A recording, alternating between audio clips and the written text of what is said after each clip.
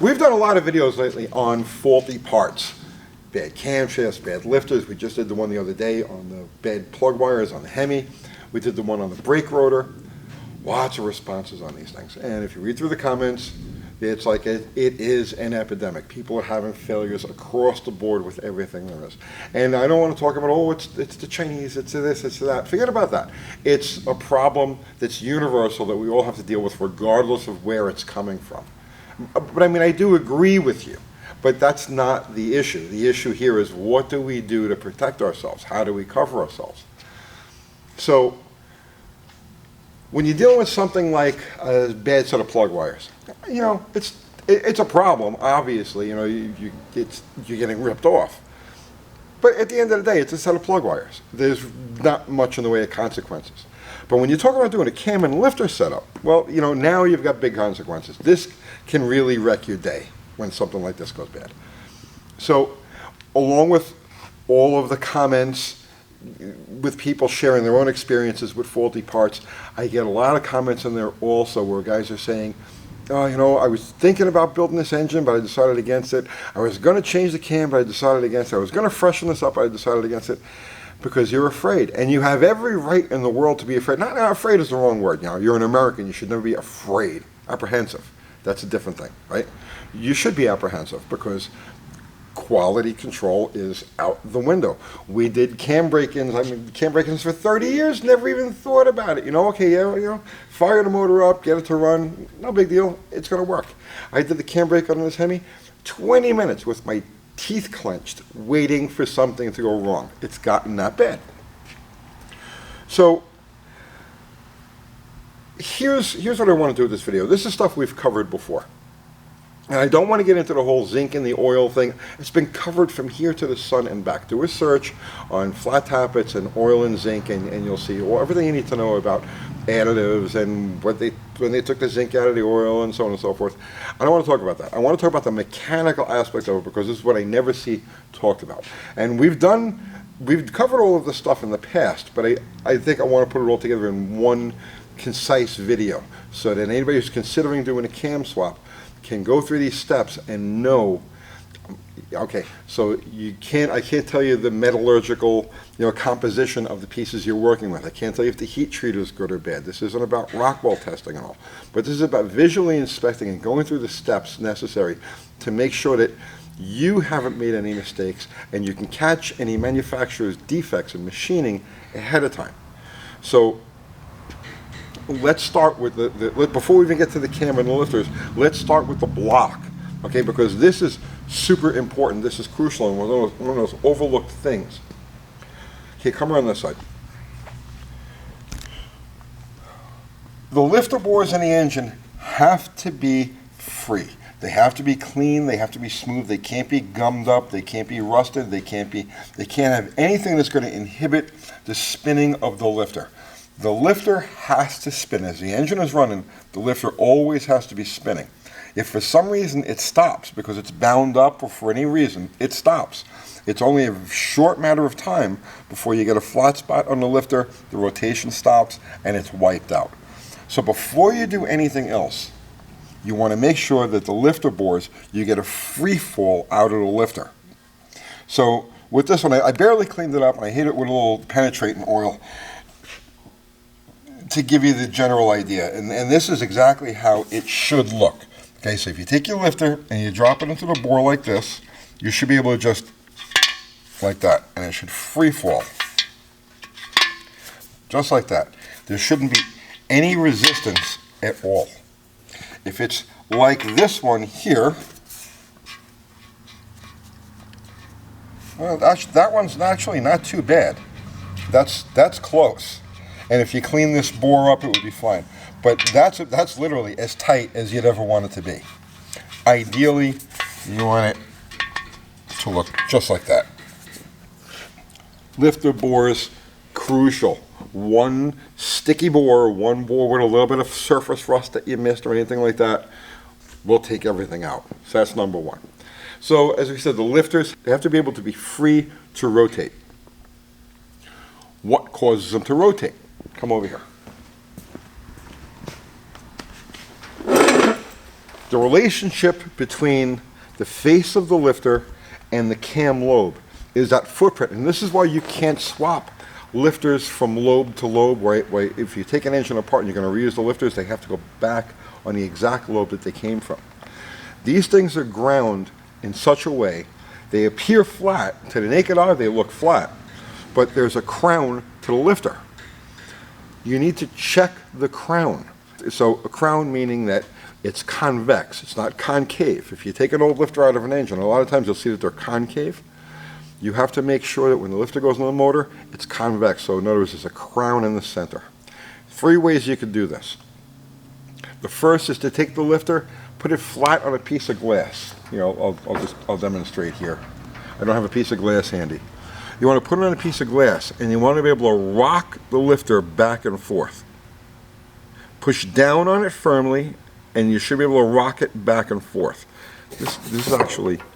This lifter's pretty good, because even on this dirty vise, I can still get the sideways rocking action on it.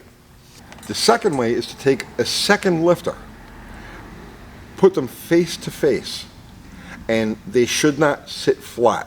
If you put the lifters together, you should see that they contact just in the center, and you've got a gap around the outside. The third way to do it is with a razor blade, simplest straight edge you're going to find, and just lay the straight edge across the face of the lifter and make sure that you've got an air gap. So if I take the razor blade and I bias it to the one side like this, I can see that there's a gap. And I go up the other side and there's a gap. So you want to make sure there's a crown to the lifter. That crown works along with the taper on the lobe. So cam lobes look like they're ground flat across, but they're not. If you come here, you'll see that this side of the lobe is thicker than this side of the lobe. And this is only about 1/1000th of an inch. And all camshafts are ground, so that taper, as the engine is running, is not only spinning the lifter, but also pushing the camshaft back in the engine. This is a big block Chrysler, so it's got the distributor gear up front. But the lobes are tapered so that as the lifter is pushing down on it, it's actually pushing the camshaft back. It's a tiny, tiny, tiny effect, but when you multiply it by 16, it actually is a fairly sizable force pushing back on the camshaft. How do you check that? 2 ways. You could take a cheap caliper. You could take a cheap Harbor Freight caliper like this one and set it across the nose of the cam and the base circle, right? Get it tight at one edge of it. Okay, like that, right? There. Okay, so that's tight. And now, see it, no movement. Now if I go to the front of the lobe, like this, we've got movement. And I go back to the lobe, and there's no movement. Okay, that's one way. You could do the same thing with a micrometer. Okay, just set it up on the fat part of the lobe, like so, and then just drag it gently across, and you'll see it fits loose here, and that's a little tight, and it fits tight there. I'm not being precision. This is like for demonstration purposes only. I'm not really being precision with this. I prefer using the caliper because the caliper you can kind of rest on the ramp of the lobe, and you got a little bit more even of a guide. So super important. Now here's the thing. If you do these 3 steps, okay, you make sure that the lifter bores are free. You make sure that there's a crown on each lifter, and you make sure that each lobe has a taper. And of course, you're using the right oil, a heavy zinc additive type of oil, break-in oil. And of course, goes without saying, cam lube. You know, because you buy a new camshaft, it's going to come with a tube of lube. If you're reinstalling a used cam, make sure you use a cam-specific break-in lube. If you've covered all of those bases, barring bed hardness, right? Because I actually had that once. I had a cam go bad, and you could see It went bad on a set of lobes like this, and the heat treat was bad through the camshaft. So, but barring that, if you go through these steps, you know that the mechanical relationships are all as they should be. And if you do have a failure at that point, it's the heat treat or the metallurgical composition of the components, in play. If I was doing this in this stage of human history, if I was doing this, and especially if I was doing it for my first time, I would document every one of the steps that I showed you with video. It's easy enough to whip out your phone and just show, look, I'm checking the crown, I'm checking the taper, I'm checking the bores. Document what you're doing, so that this way, if there is some sort of failure, the cam company can't say, oh yeah, well, you didn't do this, or you didn't do that, or you didn't do the other thing. No, document every single step, and this way they have no choice. And of course, as we showed you on the cam that we had with the Hemi, check the diameter of the journals. We had the one that was oversized. I don't know how common that is. First time I had seen it, but by reading the comments, there were a lot of people who had seen it. It's evidently it happens a lot. So you also want to take a micrometer and measure. Don't use a caliper, they're not accurate enough for this. Take a micrometer and measure the journals. That's it. Do those steps. I'm not going to guarantee you have success, but those are the steps you need to take to make sure that your best chances for success. And of course, set up the motor so that it starts first click of the key. Take as much time as you have to make sure that the piston's at top dead center of the compression stroke, and you set the distributor. You want to make sure that the distributor is set to fire first kick. That's it. I hope you got something out of that. And also, listen, I'm looking for something.